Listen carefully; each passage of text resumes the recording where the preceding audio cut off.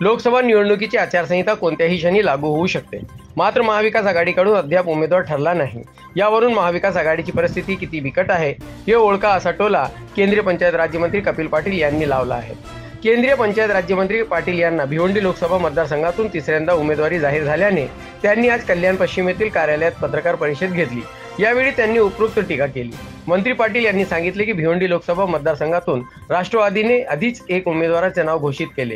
ही जागा काँग्रेस सोडायला तयार नाही. शिवसेना ठाकरे गट ही जागा दोन्ही काँग्रेसला द्यायला तयार नाही. त्यांनी या गोष्टी आधीच ठरवायला पाहिजे होत्या. त्यांच्या पक्षाने काय करावे ही मी सांगू शकत नाही, पण निवडणूक जवळ आली तरी उमेदवार ठरविता आला नाही. त्यामुळे त्यांची परिस्थिती बिकट आहे. याकडे पाटील यांनी लक्ष वेधले. भिवंडी लोकसभा मतदारसंघात केलेली विकास कामे आणि जनतेच्या संपादित केलेल्या विश्वास या कामाच्या जोरावर पंतप्रधान मोदी, केंद्रीय मंत्री अमित शाह, पक्षाचे राष्ट्रीय अध्यक्ष जे पी नड्डा यांनी माझ्यावर विश्वास दाखविला. पुन्हा तिसऱ्यांदा उमेदवारी दिली. त्यांच्या मी ऋणी आहे. भिवंडी लोकसभा मतदारसंघात 35,000 कोटींची कामे सुरू. त्यापैकी काही कामे पूर्ण आली आहे, काही कामे प्रगतीपथावर आहे. 1-2 कामाच्या शिल्लक राहतील. विरोधकांकडून टीका केली जाते. काम काय केले? त्यांनी आमच्या सोबत यावे. प्रत्येक कामाच्या ठिकाणी जाऊन काम काय केले, किती खर्च केला, किती निधी प्राप्त झाला याची तपशीलवार माहिती देण्यास तयार असल्याचे आवाहन विरोधकांना मंत्री पाटील यांनी दिले आहे. भाजप आमदार किसन कथोरे यांनी 2019 सालाच्या निवडणुकीत उत्तम कामगिरी केल्याने मंत्री पाटील यांना विजय सुकर झाला होता. मात्र त्यांच्या आता राजकीय सख्या नसल्याने ते प्रचारात दिसतील का, असा प्रश्न उपस्थित केला असता मंत्री पाटील यांनी सांगितले की आमदार कथोरे हे भाजपचे आमदार आहे. पक्षाने दिलेली जबाबदारी त्यांना पार पाडावी लागेल. ते माझे काम करतील. तसेच विधानसभेच्या निवडणुकीत मी त्यांचा काम करेन, असा ठाम विश्वास मंत्री पाटील यांनी व्यक्त केला. राहुल गांधी यांच्या दौऱ्या भिवंडीत दाखल होत आहे. याविषयी मंत्री पाटील म्हणाले की 2014 साली गांधी यांनी भिवंडीत प्रचार सभा घेतली होती. त्यावेळी काही एक फरक पडला नाही. तेव्हाही मी विजय झालो होतो. उद्या जरी त्यांचा रोड शो आणि सभा असली तरी त्याचा मला काही फरक पडणार नाही, असे मंत्री पाटील यांनी सांगितले. देशाचे प्रधानमंत्री आदरणीय नरेंद्र मोदीजी, राष्ट्रीय अध्यक्ष जे पी नड्डाजी, गृहमंत्री सन्माननीय अमित भाई शहा, राज्याचे आमचे नेते उपमुख्यमंत्री देवेंद्रजी फडणवीस साहेब, प्रदेश अध्यक्ष बावनकुळे साहेब यांनी तिसऱ्यांदा माझ्यावर विश्वास दाखवून मला ह्या लोकसभेची परत एकदा उमेदवारी दिली. त्याबद्दल भिवंडी लोकसभेच्या वतीने मी त्यांच्याप्रती ऋण व्यक्त करतो.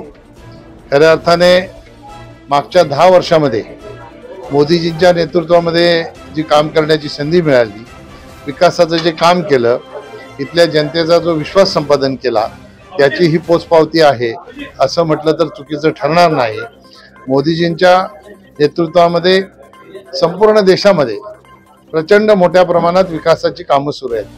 त्याचाच एक भाग म्हणून आपल्या भिवंडी लोकसभेमध्ये जवळजवळ 35,000 कोटीची विकासाची कामं ही सुरू आहेत. काही पूर्ण झाली, त्याची उद्घाटनं झाली. काही 70 ते 80% पूर्ण झालेली आहेत. काही 90% पूर्ण झालेली आहेत. एक 2-3 कामं अशी आहेत फक्त सुरू व्हायची आहेत.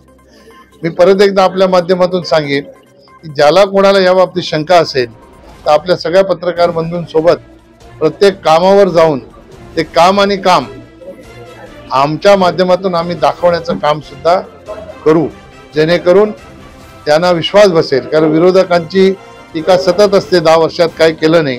तर 10 वर्षात आपण ही मंडळी फिरत असता आपल्याला निश्चितपणाने ते या लोकसभा क्षेत्रातलं विकासाच्या बाबतीतलं परिवर्तन हे आपल्या नजरेसमोर वेळोवेळी येत असेल. आणि हाच धागा पकडून पक्षाने माझ्यावर पुन्हा एकदा विश्वास दाखवला, मोदीजींनी विश्वास दाखवला. निश्चितपणाने त्याबद्दल परत एकदा मी मोदीजींना जिल्ह्यामध्ये जो काही महायुतीमध्ये जे काही उद्दिष्ट निर्माण झाले प्रत्येक ठिकाणी ते चव्हाट्यावर येत आहेत, तर तुम्हाला त्याचा फटका बसण्याची शक्यता आहे?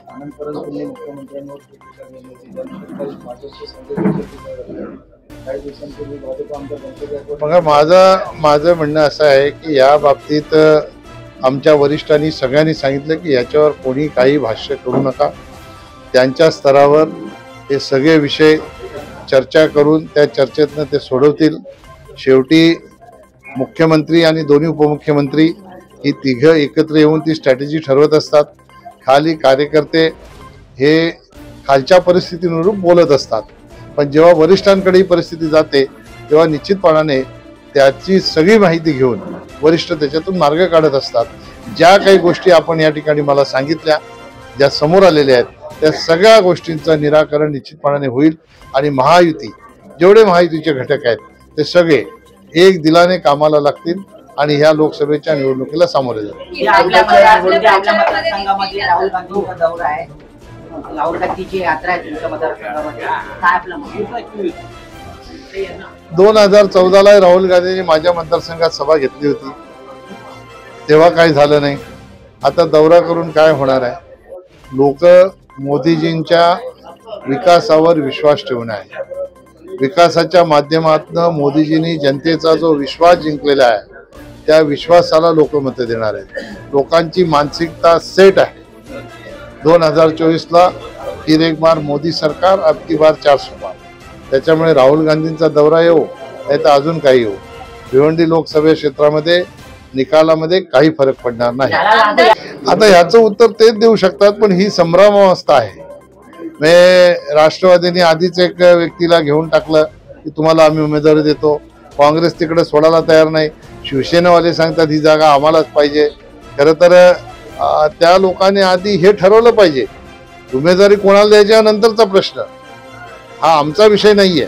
तुम्ही विचारता म्हणून सांगतो की आधी त्यांनी ठरवलं पाहिजे कोण कुठल्या पक्षाचा उमेदवार येणार आहे. ते ठरवल्यानंतर उमेदवार कोण असेल याच्यावर चर्चा होऊ शकते. म्हणजे आतापर्यंत उद्या निवडणूक जाहीर होण्याची वेळ आली आणि जागा कोणाला जाणार ह्या बाबतीत अजून काही ठरलं नाही, तर तुम्ही समजा परिस्थिती कशी त्यांची येते. किसन कथोरे आपल्या प्रचाराला दिसतील का? आमदार किसन कथोरे हे बीजेपीचे आमदार आहेत. त्यांना भारतीय जनता पक्षाचा उमेदवार मी आहे किंवा कोण आहे याच्यापेक्षा भारतीय जनता पक्षाचं काम हे कोणी, उद्या किसन कथोरे आमदार म्हणून त्यांना विधानसभेची उमेदवारी दिली तर मलाही त्यांचं काम करणं आहे, त्यांनाही माझं काम करणं आहे. शेवटी पक्षाची शिस्त आहे, त्याच्यामुळे निश्चितपणाने ते प्रचारात दिसते. मी आता आपल्याला सांगितलं की वरिष्ठ पातळीवर ह्या सगळ्या गोष्टींचं त्या लोकांनी आकलन केलेलं आहे. मुख्यमंत्री, दोन्ही उपमुख्यमंत्री या सगळ्या गोष्टींमधून मार्ग काढतील आणि भारतीय जनता पार्टी, शिवसेना, RPI, राष्ट्रवादी, अजून जे आमचे मित्रपक्ष आहेत, NDAचे घटक दळ आहेत, हे सगळे लोक एक दिलाने लोकसभेच्या कामाला लागतील.